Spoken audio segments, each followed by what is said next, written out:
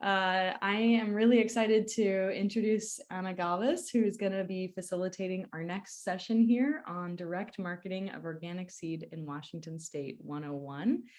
And I will turn it over to Anna and hear if you need anything. Thank you, Ava. Hello to everyone. We have 25 people in the room. I feel so excited today to be hosting this conversation with Mr. Brian and with Mr. Nathaniel, colleagues. And here in Washington, as I just say, I just moved from California to Washington State to live and to farm. So the one that is more interested in this space for conversation sincerely is myself. But the idea of it came from one of our students in the online class. She told me, like, you know what, I would love to know from the beginning to the end, from the voice of farmers, how to do direct sales of seeds. You know, if I want to do it, how to do it. So here we are. Thank you, Nathaniel and Brian, for accepting the space for the conversation, and let's begin. The idea is to have some minutes for the dialogue. I'm going to start asking you about how you ended up being farmers, how you ended up in the farms that you have, like some history, like humanizing you. And then we are going to go through the, the topics, the preparation, the maintenance of a seed crop, the harvest, the cleaning, the paperwork, the apps that you need to be able to sell, those kind of basic information. And then hopefully we are going to have questions from the public. I sincerely hope it's a dialogue and the people talk, not only the chat, but that we can have some real talk here. So let's begin with you, Nathan. Can you tell me, like, who are you, first of all? Who is Nathan? I know you are an artist, a family person, all of it. Like, who are you and how did you ended up being a farmer here in Washington? Anna, I'm really excited to be here with y'all, and Brian from Uprising taught me a lot over the last few years as I've gotten our own little going. I came into this about 12 years ago. Annie, my wife, and I, now wife, then girlfriend, moved up to Whidbey Island from Portland in 2011 to do the organic farm school, then the Green Bank Farm Ag Training Program. With Sebastian, who's also involved with Organic Alliance. And we've been living down in Portland. I came from kind of an ecology and conservation biology background and interested in biodiversity and ways to preserve it. So seed saving kind of became a natural segue. I realized it's a lot easier to save a variety of winter squash than it is to save a species of an actual living, breathing creature or native plant out there. So it became kind of, for me, just a little more pragmatic and hopeful way to get our work plan, take part in the preservation of biodiversity than kind of my biology and watershed restoration work. Okay. So yeah, and then we started the farm 12 years ago up here after a couple of years of doing farm training program, started direct marketing seeds a couple of years into that. So we've been direct marketing seeds about 10 years. And we also, in addition to a small company, about half of our business is still fresh vegetables. So folks are interested, we can talk a little bit how to do both of those or how to integrate one into the other.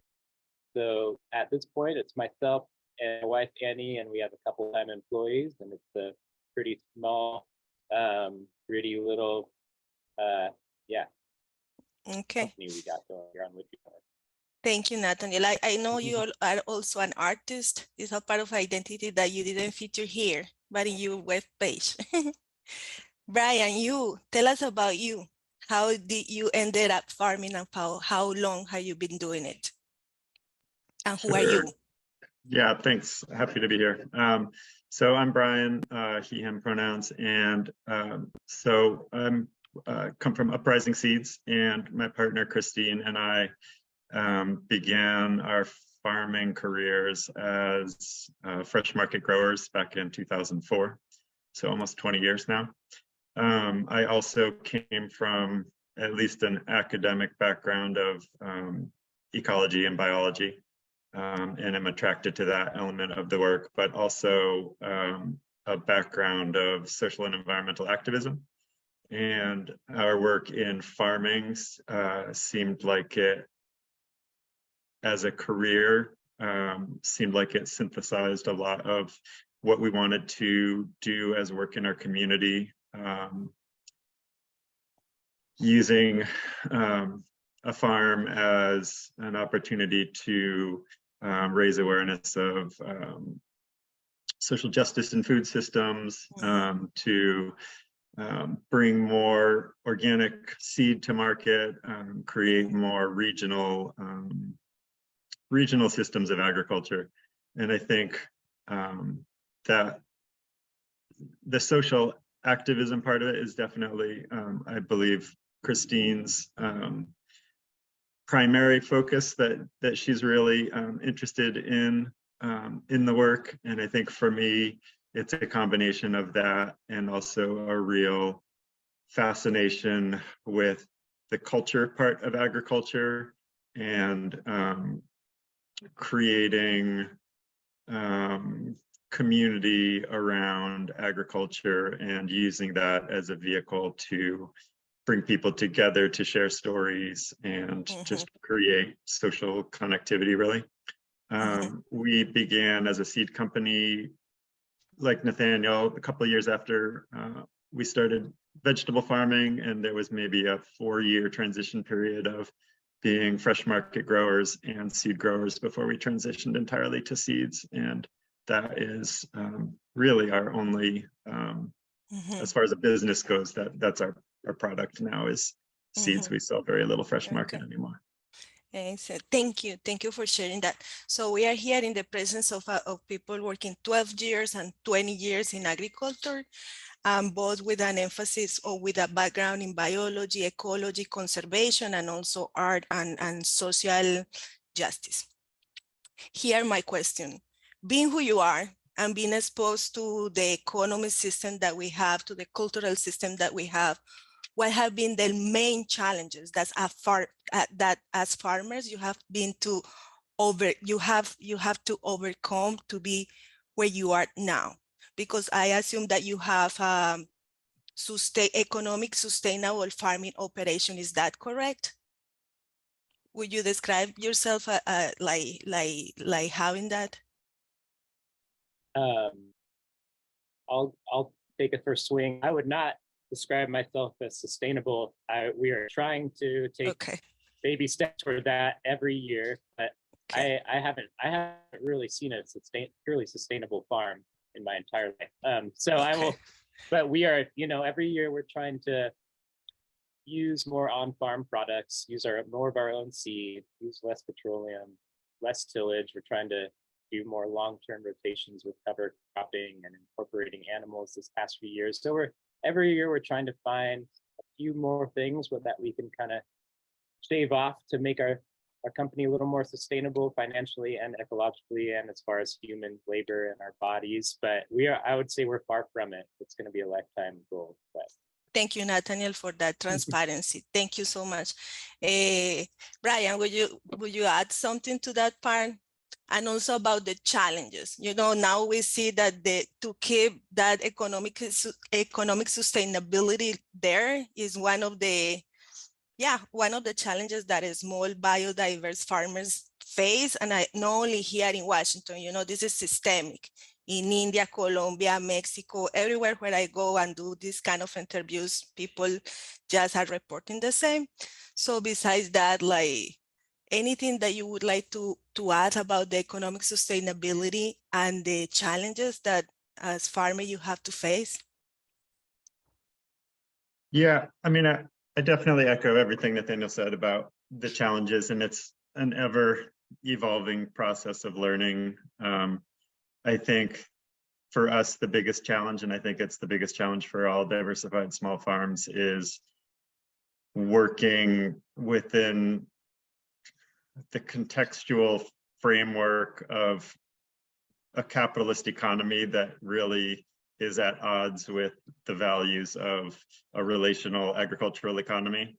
And I think it's one of those square peg, round hole kind of things where the systems don't match up. And we have to find our way to exist in the framework that we live in, and at the same time try to take baby steps to.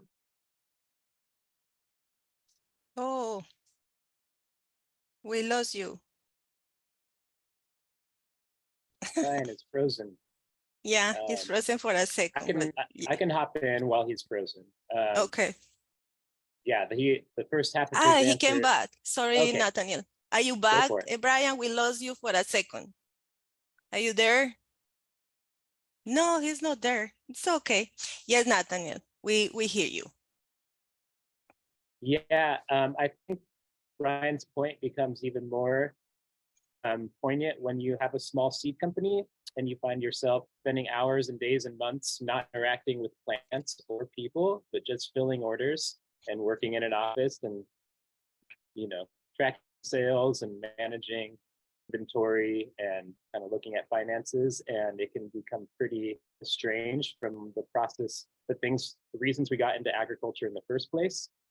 And so finding that balance as a seed company is super challenging, knowing that you need that income in order to kind of grow the more holistic side of the farm and the family, and allow yourself to pay your employees more and to have time to plant more hedgerows and things like that. You need a lot of seed sales to afford that kind of lifestyle, but during the seed sale season, it can feel kind of like a capitalist slog for sure, which fresh vegetables never really felt that way because there's always outdoor work with plants and people. Even when it was really strenuous, there was always that kind of holistic nature to it. But with having a small seed company, it's a very different beast. Okay, thank you, Nathaniel. And let's jump on the topic.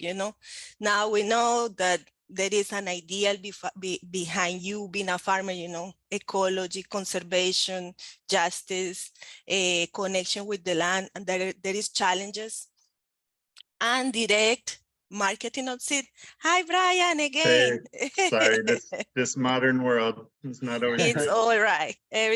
Nathaniel covered you immediately. We have been in a beautiful conversation. You want to round up your idea, because now I'm going to jump into the questions of the direct marketing and seeing direct marketing as one of the strategies that you as farmers are taking for that economic resilience, for that economic sustainability is one of the strategies that you chose. So, and you want to round up to wrap up the idea that you were saying about the challenges before we jump into the topic? No, that's good. I think I was Okay. pretty much done. I think I got. Thank you. So let's do it. Cut off.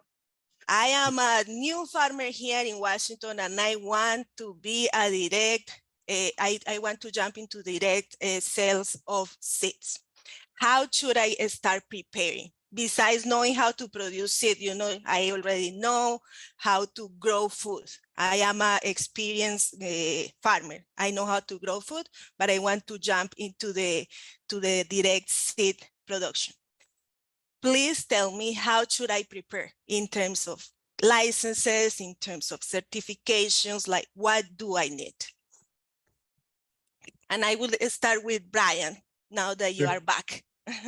Take advantage before I get cut out again. Yes.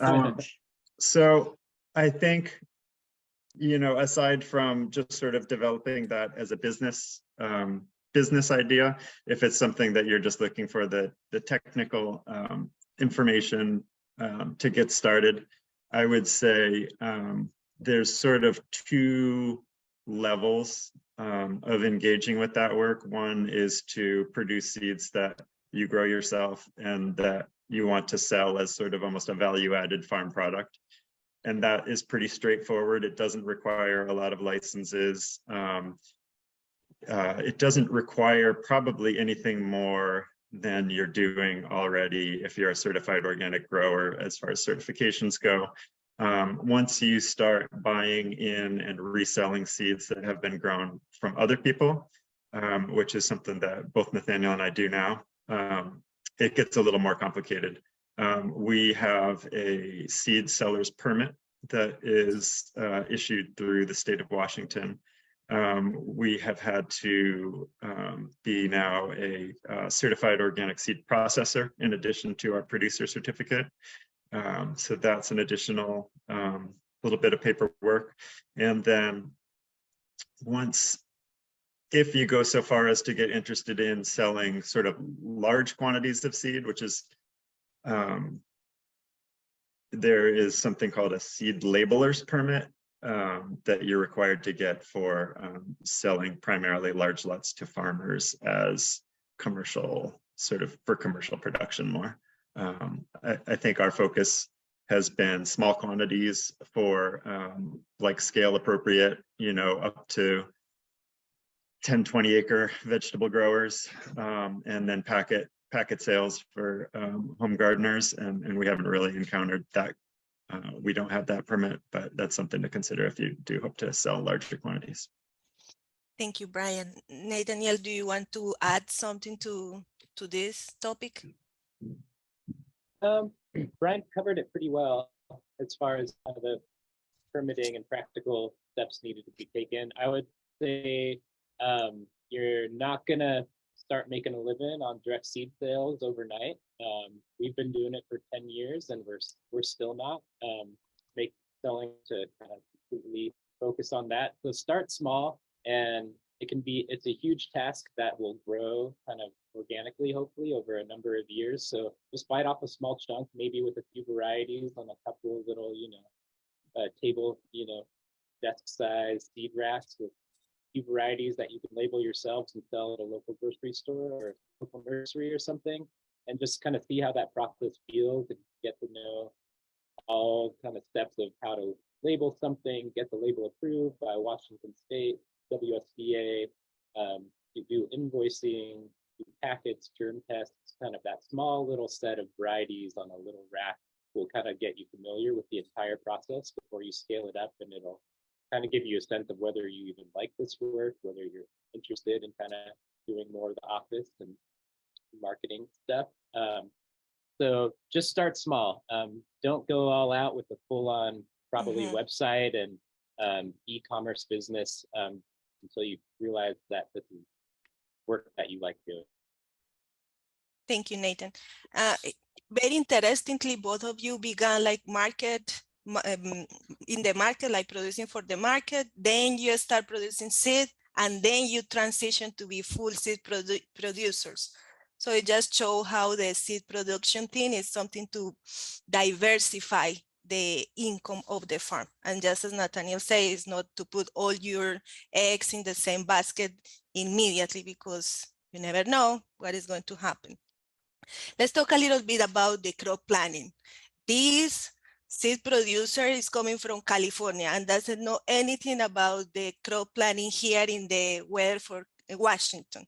What is special? And I know, as you say, Brian, in our preparation, that everything is very different at each crop, but more or less in general, when the crop season for seed production start here in Washington, when it finish, like, can you tell me, can you teach me a little bit about it, about the crop planning for seed production here?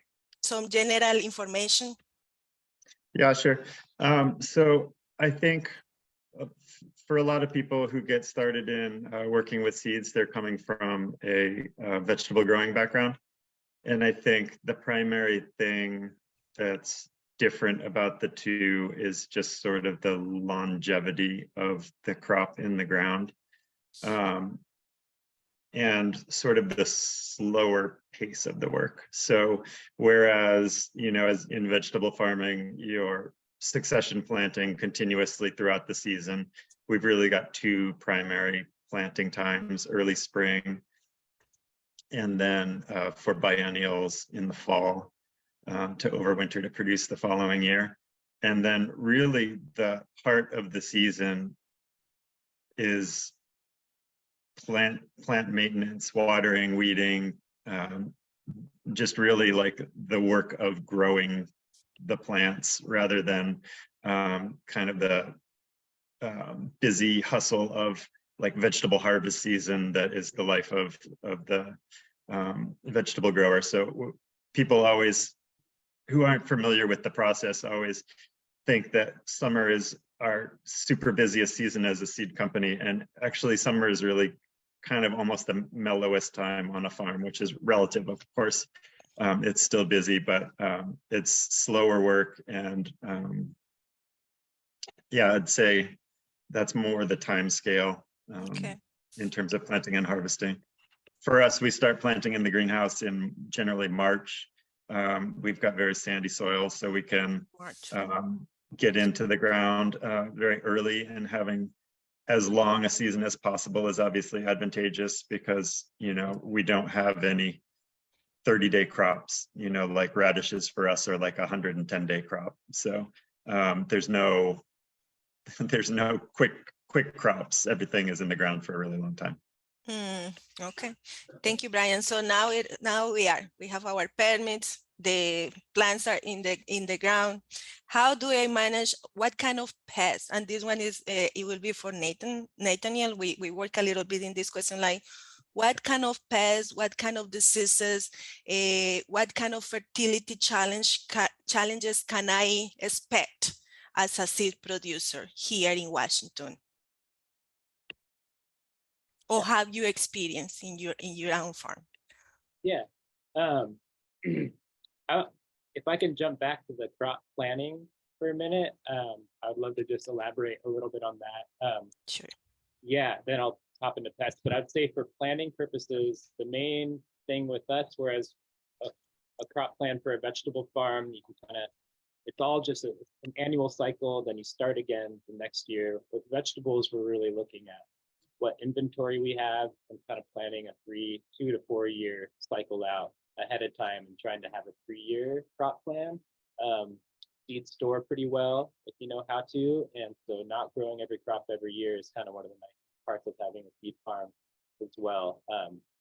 In addition to that, managing your isolation. So on a vegetable farm, you can plant anything, any time of the year, and with seeds, it's really just one variety per species per year, unless you want to get tricky and try to stagger things in a single annual calendar. But other than that, you kind of have to really kind of plan out geographically where things are going to go. And you have a couple isolation plots nearby and you can squeeze in a couple more varieties of a given species. That's also really helpful if you're managing a lot of diversity in your company. So as far as crop planning, that's a couple more aspects of it. But with pests and diseases, it's just like really being a vegetable farm. It's kind of just seeing what's out there and trying to kind of identify and monitor and research and plan accordingly in real time. And we don't have too many seed specific or seed crop specific pests and diseases that aren't already on our vegetable crops that we worry about. There's a few things for sure. The cabbage seed pod weevil is our biggest one that affects all brassicas. You can really hammer down a brassica seed crop pretty quickly for us. And so we've experimented with a lot of tactics for that.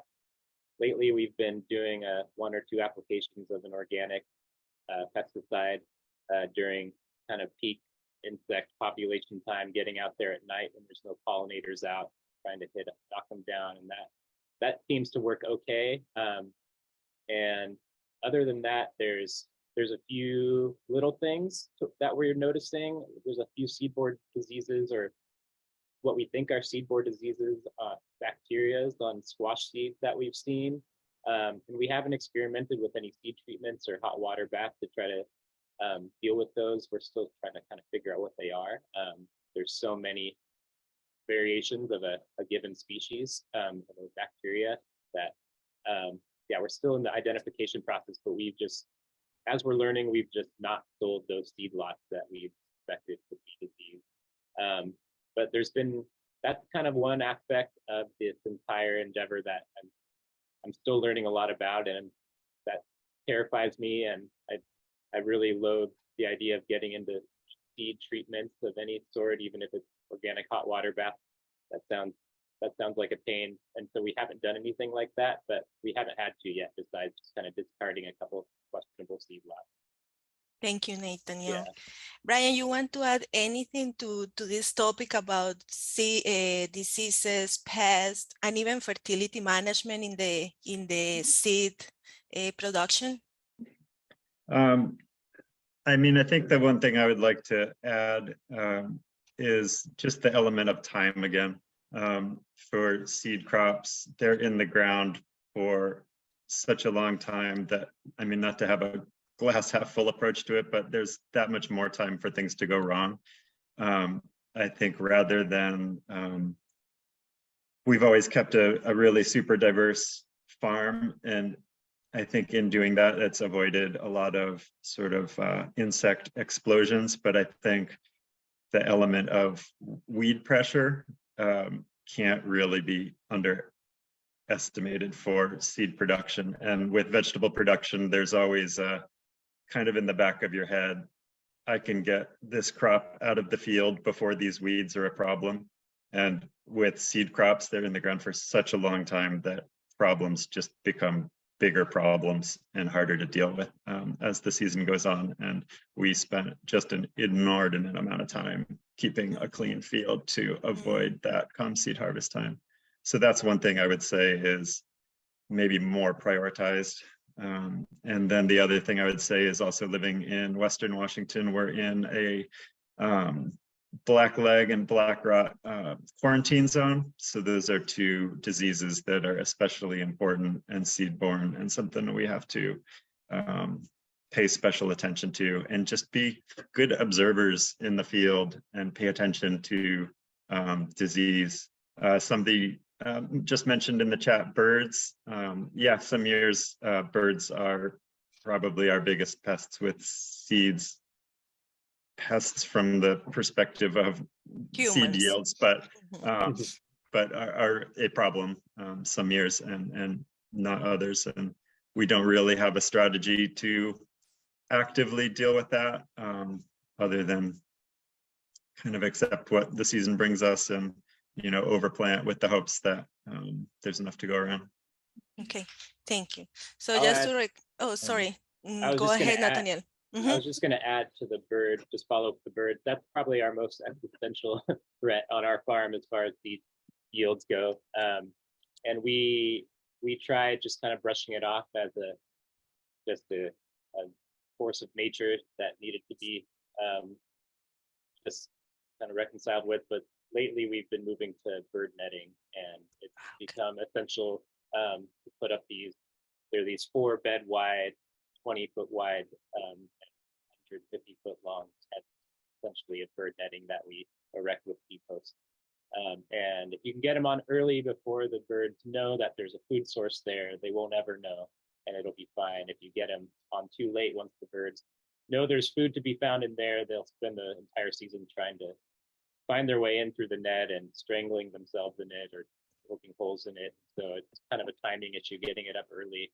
But yeah, finches, house finches in particular, and some goldfinches are our biggest seed pests on the farm. And we really have had to move toward netting most of our dry seed crops, certainly brassicas, but also spinaches, certain flowers, and amaranth, any kind of grain like that, millet, or else it'll be a complete loss. So Okay. Thank you for that tip. Excellent. Yeah.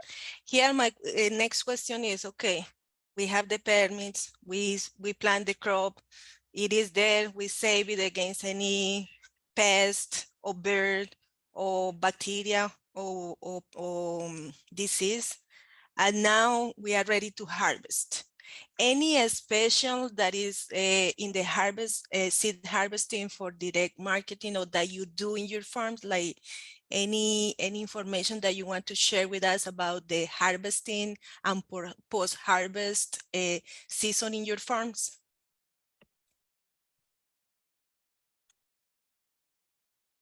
I mean, go ahead, Nathan. I was just going to say quickly, it's pretty similar to what you would do as a contract grower. The only difference is that maybe with the contract, you're trying to maximize yields at any cost and get as many pounds in there. You have a little more discretion when you're just selling retail packets and selling your own seed. maybe you won't harvest anything, maybe you'll do a selection, maybe you'll row 50-80% of the plants out and just keep the best plants, and that'll still be enough seed for your small packet needs. And so you have a little more leeway as far as selection goes. But other than that, the process is very similar. Thank you. Brian, you want to add something about anything about this specific topic? I think a couple things, like Nathaniel said, working on a small scale affords you a lot of ability to look really closely at your crops every year and really be selection and quality oriented. But just in terms of sort of like physical harvest methods, I think that we're able to keep it really low tech. We're not at a scale where we have combines or a lot of harvest machinery. We do most of it by hand with scythes. We use, our tractor for a lot of the threshing. And over time, you can really develop sort of scale and a technology appropriate solutions to produce market quality seed without a ton of, equipment resources. And I think that's something that we learned a lot from Frank Martin down in Oregon, who's been doing that for many years, for sure. Mm-hmm. Thank you. Now I want to ask you about storage and inventory management. You say that you need to be planning 3-4 years ahead, in advance. Like, how do you manage that, both storage and inventory management?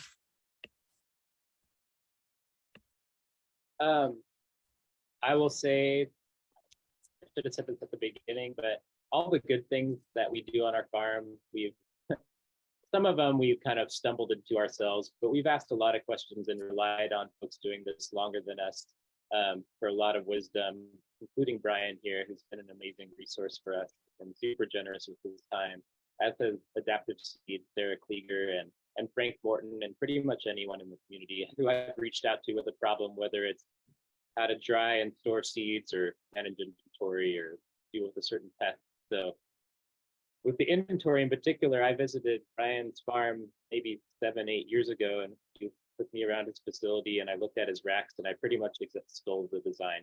I mean, like piece for piece. And so just that kind of thing, reach out, ask people, come visit the farm and just steal things that are working well. None of us care.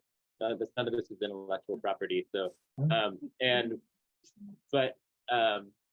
maybe I'll let Brian, I think Brian has probably a more wizened and experienced answer on this. So if I hear anything that maybe he missed, I'll fill in the holes, but I'll let Brian take it on. Inventory Thank you, Nathaniel.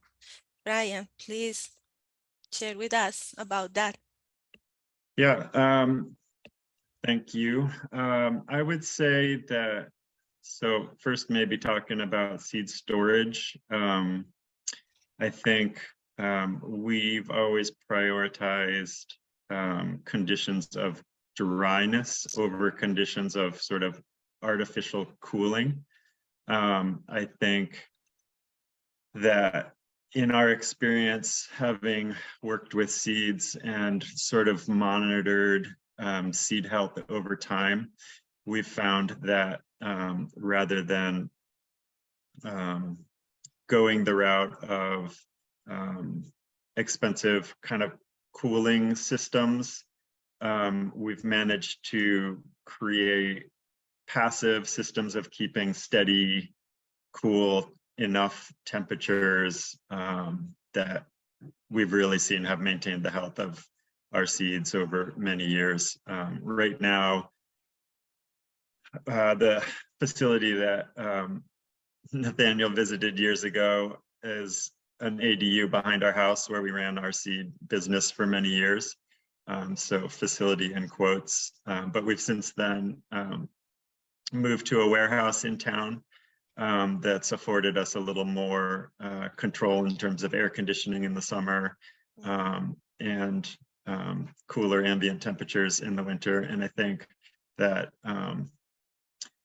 keeping seeds at a moderately low temperature is probably more important than I think what's more important is keeping consistency in moderately low temperatures and avoiding like large temperature fluctuations. I think that is what's probably more damaging to seeds. And we have a dryer we use to monitor, to bring down moisture content and then maintain it, and we dehumidify our space.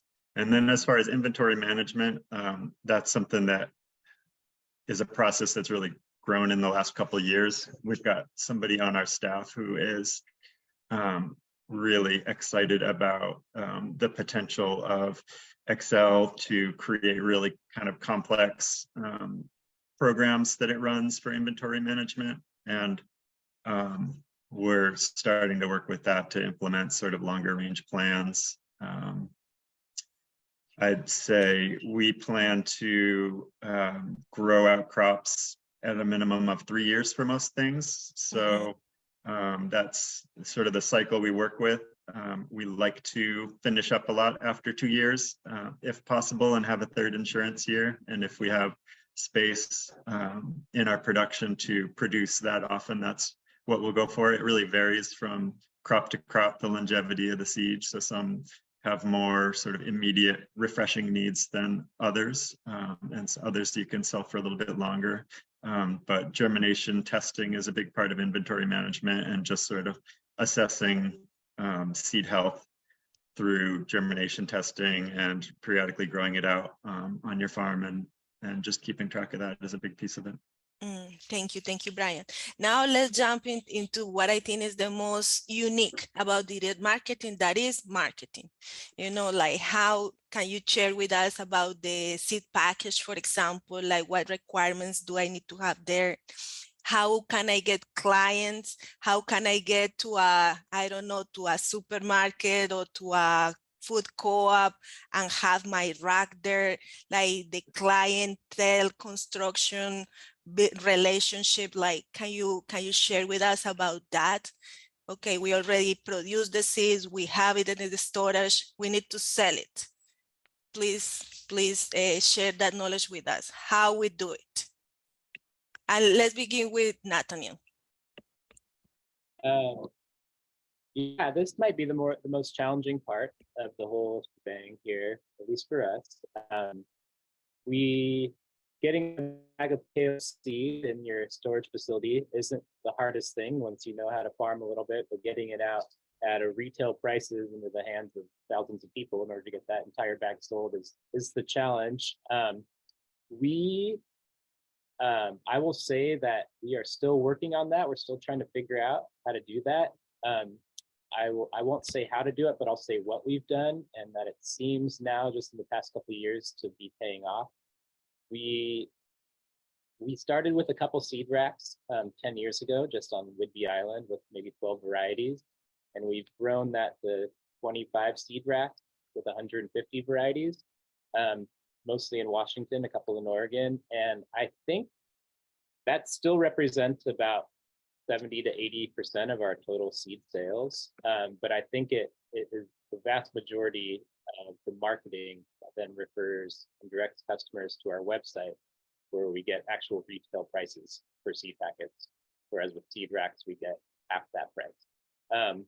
And so it's all kind of an organic, kind of very slow, steady process to build awareness and branding around our online retail side of our business, but it tends to be working. In addition to that, we do conferences, trade shows, kind of events, speakerships. We'll try to, seed swap, try to show up to those kind of things in our local community to get the word out. We haven't put any money into SEO or Google ads or any kind of banner ads or targeted marketing like that. It just feels like this big black hole of wizardry that it seems like a total crapshoot and just doesn't really jive with our values and how we want to spend money. We'd rather be out there in the community talking about our seeds to folks. And it's been a slower, steady process doing it that way, but we've had the vegetable income to keep our seed company kind of afloat and viable as it has gotten legs underneath it after 10 years. So 10 years in, it's starting to pay for itself and becoming profitable, but it's been a slow journey for us. Beautiful. It is Yeah. my understanding also that COVID helped a little bit in the boosting of the direct seed sales. Is that correct? Yeah, definitely. Yeah, when everyone thought the world was ending and a packet of radishes were going to help them through the bottleneck, all the seed companies saw a huge boon. Our online sales went up 500%, which sounds like a lot, and it is, but coming from virtually nothing and boosting up 500%, it's like now a little more than nothing. So, which is great for us. It's the website is now pulling its weight and actually worthwhile to pay for the annual fees and plugins and our web tech to help us every now and then, all the different kind of website online programs that you need to facilitate transactions. It's now worth having the website after COVID. Before I would say it wasn't for us. So okay, thank you, Nathaniel. Brian, what can you share with us about this specific topic, the marketing? Yeah, the marketing. I mean, I think that just like with vegetable farming, the way you put yourself out in the world is really your opportunity to tell your story. And I like to think of us as being kind of story merchants of the seeds that we sell. And really, I think the way you go about that just really reflects on what how you're hoping to grow your business, what you look for it to be in your community or in the world, just kind of what your focus is. So I think that's going to be different for everyone. I resonate with a lot of what Nathaniel said about how they started. And I think I see a lot of sort of our growth trajectory historically. Similarly, we started with a really small catalog of, it was like a threefold catalog of maybe 20 varieties or something, and not knowing how to get ourselves out in the world. Our natural first step was to try to put up some seed racks in some local stores. As I said in the previous panel, there was sort of this parallel interest we were trying to tap in developing local food systems from like a farm to table vegetable perspective from the early 2000s. And it seemed like such a natural extension of that to include seeds as part of that sort of idea of creating sustainable local food systems. And I think it was the kind of thing where when you presented people with the idea, they were already on board with it and just hadn't thought about seeds in kind of the same context as they were starting to think about food. And of course, that's something that we want to be part of our food system. And I think we've also tried to create our business as a supporter of kind of food justice in our local systems, and this idea of foster this idea of seeds and seed varieties as public commons and something to be shared both in non-commercial as well as commercial venues. I mean, obviously we need to make a living doing support. We need to make the work support our family as this is our work. But rather than really having to work hard to advertise ourselves or market ourselves, I feel like if anything, over our 15 years in business, we've really sort of actively needed to manage growth and kind of keep a foot half on the brakes to not let the market sort of push us in a direction that we were uncomfortable with. And we always wanted to keep our values of community and justice kind of central to our work in a way that we felt like we wouldn't get too busy with the mechanics of running a big business. And I think that's been finding that balance has been product of maybe evolution for our business. And as we see opportunities kind of at every step of growth to work better within our community of our business and to work better within our greater community of our food system that kind of supports both in ways that we want represented in our work. Okay, thank you, Brian. Okay, here we are. We already went through all the pathway from the permits to the rack. Thank you for that. It has been fascinating and very enrichful. I hope for the public, but definitely for me. Let's go to the last two questions from my end, and I sincerely hope in the next minutes we have questions from the public. You have been mentioned, Brian, multiple times, social justice, food justice, these terms. Let's talk about ethics. And thank you, Nathaniel. You were the one who told me, ask me that. So I am asking. Let's talk about ethics in the organic seed industry.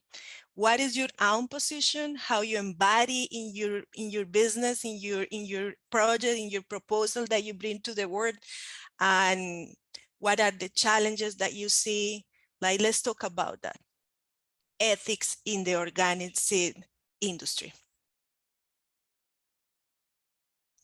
And I pass the ball to Mr. Brian. You have been talking about it like multiple times. I would love to see your opinion. Sure. No, I thought you were going right to Nathaniel. Ethics in the seed industry. I mean, for our business, I see a opportunity to shift to a more relational, community-centered way of operating business than what I see as sort of a overlay of capitalism onto what I want to be more a relational system, both for food and for seed, which are obviously intertwined. And that was always what governed us with being produce growers, and it's what we've continued in our seed work, is really trying to center community and engage all parts of our community in our work. I mean, specifically the way we do that is trying to work with interesting seeds that offer opportunities for sort of cross-cultural connections in the community. We are really interested in working with organizations in our community that promote gardening and relationships with varieties and agriculture. But really trying to take care of the economics of the work and not sell ourselves short in that element, so that we're able to be sustainable in an economic sense, but trying to do that within the framework of being extremely community-centric and relational-centric, and having collaborative relationships versus antagonistic relationships with other seed companies. I mean, just that Nathaniel and I and Sarah, who is also on the previous panel from Adaptive, just that we grow seeds and share seed resources for one another, when ostensibly in this economic world we would be considered competitors. Just fostering that sense of collaboration, that we're all working in this, and this is a public commons for us all to be taken care of. I think shows a lot about all of our intentions in the work. Thank you, Brian. I hear you. Nathaniel, anything that you want to add to this specific topic before we pass the ball to the public for questions? Yeah, I mean, there's so many ways to take this question. I'll approach it from a couple different angles. Our business isn't as focused on kind of the cultural and culinary and kind of cross-cultural dimensions that Uprising is. I really value that part of their business. I'm much more of just kind of a plant and nature geek, and my entire kind of interest in seeds kind of stems from trying to create a more balanced ecosystem on our farm and having plants be able to complete their life cycle and bring in the pollinators and then the birds and anything. If I can sell enough seed packets to allow myself more time in the winter to plant hedgerows and orchards and kind of work on that kind of thing, that's where my happy place is. As far as the other values, working with other people, the thing that always kind of that I find myself thinking about a lot is kind of the proprietary nature of the work that goes into seed and how we should honor the people that have done the work before us. Even small things as small as variety trials that I know, for example, like Adaptive and Wild Garden Seed and Uprising have done a ton of, and they'll find an amazing variety, and then we'll trial that variety that they already have in their catalog and find that it's indeed the best one that we've found. And can we just piggyback off that work and also sell it, a few miles down the road from them? And if you ask Brian, he'll be like, sure, like more the merrier. But I always want to be really sensitive because there are people that are doing really hard work, plant breeding and sourcing interesting material. And then there's always the cultural sensitivities around culturally significant varieties for specific populations. So those types of questions are always going through my mind. I've tried to steer clear of them as much as possible by just trying to adopt kind of varieties that have been in the public domain for a while that are don't have any kind of exclusivity or potential restrictiveness around them. But our goal is just to kind of find things that do really well for small commercial market farm systems, anything from garden up to small 10, 20 acre farms, and work on those varieties, select them, and better adapt them to our area. That's kind of our value system that we're trying to put in seeds, try to make our regional food system a little more resilient by having varieties that are adapted to our area with our Western Washington soils and climates and disease pressures. A little less as far as kind of the culinary and cultural and relational aspects of seed. I wish I had time and interest to do that as well, but I find myself thinking about that less than the other aspects. Okay. Thank you both. This sincerely was a super interesting dialogue for me, and I hope for the people that are attending the event too. Being 11:08, we have some minutes for questions. So now it's time to pass the ball to the public. I sincerely would love to listen your voices more than the chat, but if you feel better to put your question in the chat, it's also all right. But if you can go and make your voice, your presence felt, it sincerely will be great. Eleanor, please go ahead, unmute yourself and ask your question. Hi. I would love to hear from you guys as seed sellers, how you determine the price of the different seeds you sell. Excellent question. I'll take a really quick stab at that. So all of our seed packets are priced the same.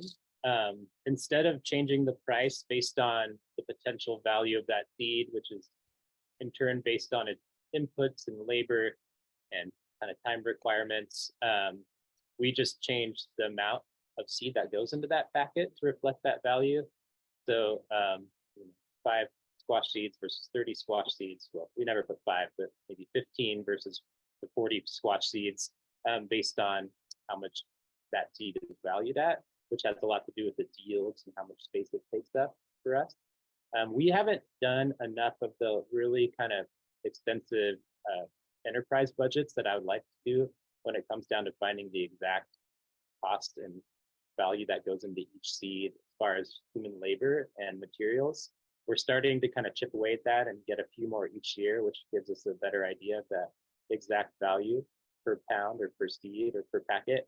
But right now we kind of have a general approach to just price them all the same, try to put an appropriate amount of seed into each packet to reflect that value, and hope that the good sellers kind of like can keep the lost leaders afloat for the most part, just to keep a nice, diverse catalog that reflects everything people want to grow. Thank you, Nathaniel. Brian, you want to add anything?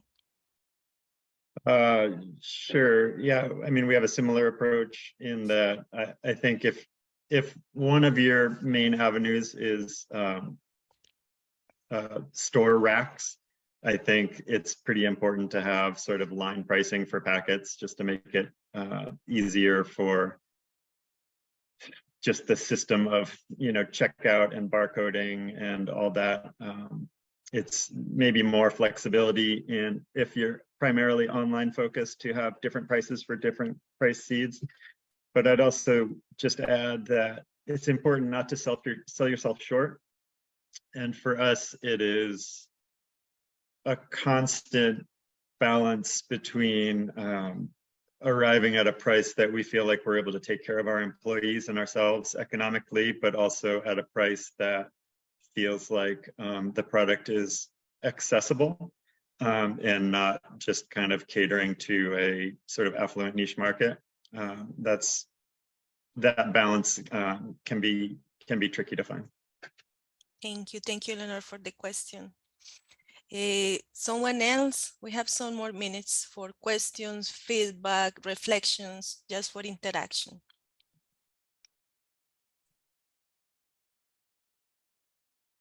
Anyone? If no, it's perfectly fine. I have a last question. If nobody else in the public want to interact? Okay. My final question for these 5 minutes is, we have climate change. It's here. Have you been affected, and how are you really preparing in your business, your farm, to face any challenge in that front? And let's begin with Nathaniel. That's a big one. And it's something that we haven't spent a whole lot of time actively planning for and thinking about, but we have a lot of opportunities every year to just observe it and respond to it. And luckily, kind of plants and their genetic makeup kind of do most of the work for us by either surviving or dying when there's a heat wave or a crazy freeze or a mega flood in our fields where 3/4 of it is under standing water and half Nebraska is rot away. A lot of selection events happen in this world of climate chaos, and it allows us to save seed on the most resilient, kind of horizontally resilient plants population. So we haven't done any intentional breeding or kind of thinking about that. Nor have we really tried to do any specific variety trials under certain environmental selection pressure for drought resilient, say. We've mostly focused on more kind of general traits as far as flavor and yield and vigor. But I would like to get more into that too. But for now, it's mostly just responding to nature when she has something to say and saving seeds accordingly. Thank you, Nathaniel. Brian, something from your perspective? Yeah, I would say we have definitely been affected in mostly just a lack of predictability.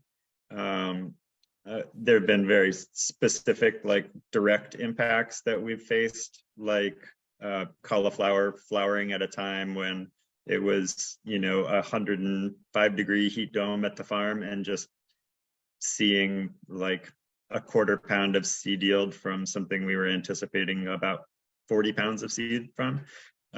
So, I mean, there's specific instances than that, but also it's really, I think predictability is what sort of fosters adapting vegetable genetics to your specific environment. And I think it's hard to know what we're selecting for at this point, just because we see such dramatic increases in just variability. And so it kind of brings into question, like, what does local adaptation even mean when no 2 years are even, it seems like, remotely similar anymore. And again, specifically from like a genetics maintenance perspective, if you're doing your selection work in kind of these extreme seasons, the conditions that one generation faces in an extreme season, if you're selecting the best genetics that responded to that, that might not be the best genetics that are responding to other seasons. So we've had to be very careful not to sort of do a stock seed selection in like a single season and then sort of discard the previous generations of that and just use that seed moving forward as sort of the selected strain now, but just kind of keeping this back cycling of seed from prior seasons into it, just so that we have this breadth of genetics that we can still use as things change to sort of continue to adapt. Okay. Thank you, Brian. Thank you, Nathaniel. It is 11:16. We are 1 minute over the time. So sincerely, I don't have words to say my gratitude. It was a beautiful interview. Thank you so much. And thank you to everyone participating in this workshop and in this summit. See you in the, I think I'm going to pass the ball to Rebecca or to Ava, just to close this beautiful moment. Thank you so much. I sincerely want to connect with you as colleagues. I also will be a farmer here, and I really want to connect. Thank you. Bye. Thank you so much, Anna. Thanks, Anna. Thanks for beautifully facilitating this conversation. Thanks. Nice to meet you and work with you.